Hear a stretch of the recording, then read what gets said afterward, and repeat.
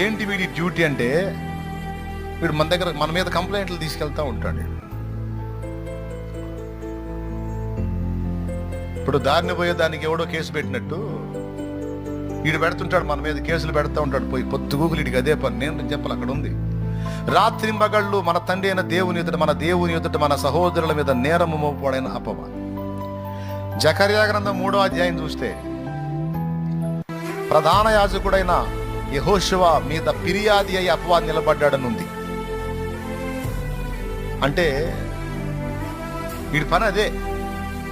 ఎవరి మీద ఏ మలినం కనపడ్డా, ఎవరి మీద ఏ మురికి కనపడ్డా వీడు పోతాడనమాట. ఫలానోడు ఇట్లా, ఫలానోడు అట్లా అని. అందుకే వీడి పేరు అపవాది. అంటే అపవాదులు మోపుతా ఉంటాడు. అందుకని డైరెక్ట్ టైటిల్ ఇచ్చాడు దేవుడు వాడికి, అపవాది అని.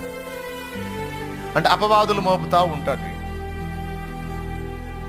దేవునికి స్తోత్రం కలుగును.